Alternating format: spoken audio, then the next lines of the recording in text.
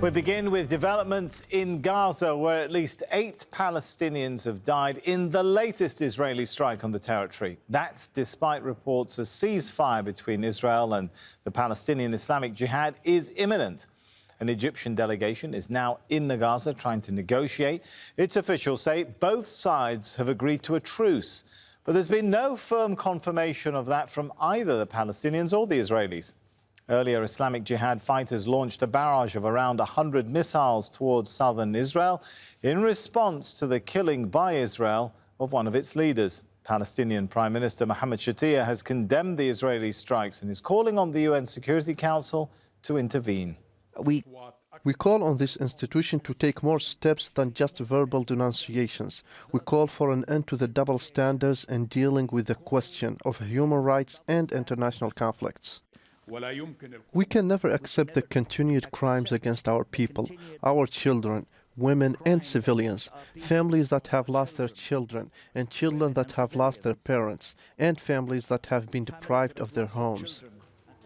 And a few hours ago, more than 1,700 ultra-nationalist Israelis added to the tensions by entering the Al-Aqsa Mosque compound in occupied East Jerusalem on their annual fasting day. Well, we have 2 correspondents covering the latest developments.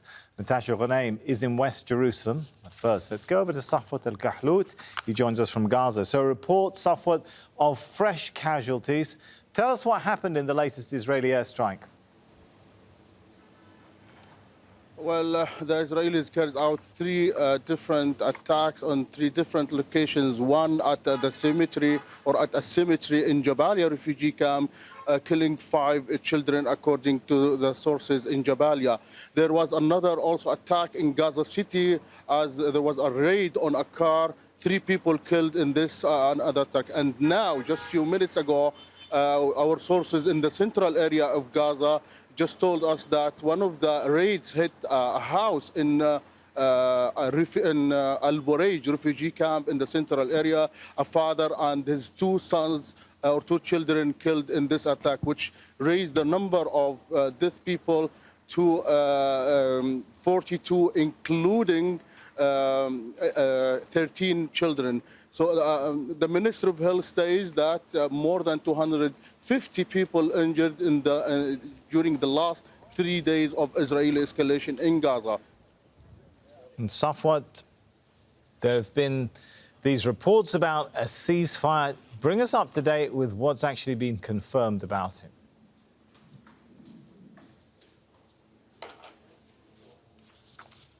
Well, yes, the Egyptian sources have been talking about reaching a ceasefire between Islamic Jihad and Israel, but neither Islamic Jihad nor the Israelis confirmed such reports. And on the ground, we can see the rockets now are flying or launched from Gaza towards Israel. So on the ground, there is nothing achieved, and the rockets from Gaza have been launched towards Israel. On the other hand, the Israeli raids are also continue to attack different places, cemetery, houses, cars, empty fields, agricultural areas, etc. So we on the field or in the field, the attacks and launching the rockets and the Israeli raids are continue.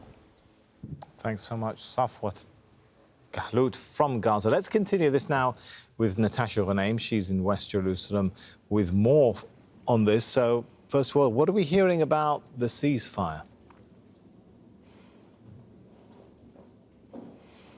Well, less than an hour ago, Israeli media was widely reporting that a ceasefire would go into effect at 8 p.m. local. 8 p.m. local has come and gone, and that headline has actually receded into the background. I want to pick up on something that my colleague Safwat just mentioned, which is this airstrike or attack of some sort at a cemetery in Jabalia. According to the Israeli media, we do not have confirmation yet from the Israeli military. We're waiting for them to get back to us. But again, according to Israeli media, they are saying that the 5 children killed in the cemetery in Jabalia was the result of an errant rocket by Islamic Jihad. It's worth noting that on Saturday evening, 5 people were killed in Jabalia refugee camp, 4 of them children, the other one an elderly woman, and the Israeli military said that was also the result of an errant rocket by Islamic Jihad. Earlier today, they released video that they say proves that. In any event, it's unclear if this is just the final back and forth before a ceasefire goes into effect, or if we're headed into many more hours of conflict between the two sides. But late today, the interim Prime Minister, Yair Lapid, met with regional authorities and military officials in a southern city near the border with Gaza and said that the goals of this operation, dubbed Operation Breaking Dawn, have been achieved and that there was no need to continue. There had been signals throughout the day that the Israeli government was not interested in a protracted operation in Gaza. The thinking was that most, if not all, of the senior leadership of Islamic Jihad had been eliminated, and that a kind of divide had been created between Islamic Jihad and Hamas, with Hamas remaining on the sidelines. The concern, of course, is that the longer that this operation goes on, the higher the death toll, which we've seen in an hour has gone up considerably, the greater the likelihood that Hamas may intervene. But all along, Lapid has said that this operation was to thwart an attack on Israel by Islamic Jihad, that they were only targeting Islamic Jihad, and that they hoped that they would, quote, act responsibly to mitigate civilian casualties. Israel, no doubt, as a result of the increased death toll we've just seen, again, 5 of them being children, will face even more pressure to halt the airstrikes and make sure that food, fuel, and humanitarian aid can get into Gaza. All right, thanks so much, Natasha, there from West Jerusalem. Let's bring in now Fahmi Abu Sha'ban. He is the head of the Gaza office for the UK charity Human Appeal. Good to have you with us. First of all, my colleague there mentioned about the need to get food and fuel into Gaza. Tell us about how desperate and already difficult aid situation in Gaza is now becoming. Well, the situation in Gaza is difficult even before this crisis. Gaza suffers from chronic crisis, chronic situations for years and years. The situation by this crisis get magnified. Electricity cut off is intensifying, like we have electricity for 4 hours. This puts a threat on all the community here in Gaza, especially vulnerable communities.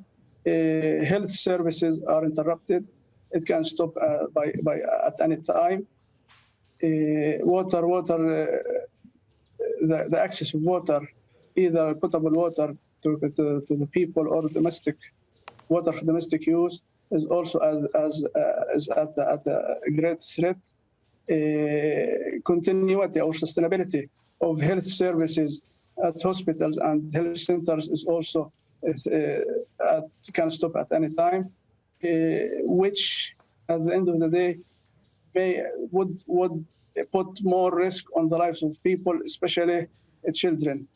The situation here in Gaza, we as a humanitarian UK-based organization, we describe the situation as very serious. It is very serious. We see that more than half of the casualties are children. Let me jump in there and ask. We know that the fuel shipments were halted when Israel launched the strikes on Friday. How long have hospitals got before they don't have power? How long do schools have? They don't have power. So they don't have power. The medication and medical disposable is about to deplete. They are about to reach the zero stock levels, which affects the lives of people in Gaza. Also, the educational process is also about to be affected as we are approaching the new scholastic year by the end of this month. So if things get worse and shelters will be opened in schools this puts more pressure on people. The psychological situation of people, especially children, is threatening as well. Tell us a little bit, if you security. could. I'm also curious to know the challenges and risks that aid workers like you endure and face just trying to get out. Most people are trying to stay off the streets in Gaza, but aid workers, ambulances, you have to get out there. Tell us a little bit about the personal risk that aid workers have to endure. Well, risk is everywhere in Gaza. There is no safe place at all. Humanitarian workers face greater threat as they are subjected to. They have to move to deliver services to affected families, affected people. So it's much more dangerous on the streets. Are you not afraid for your personal safety? Well, we take into consideration all the safety risks and issues, but at the end of the day, we have to serve humans. We are, at the end of the day, a humanitarian UK organization. We have to serve people.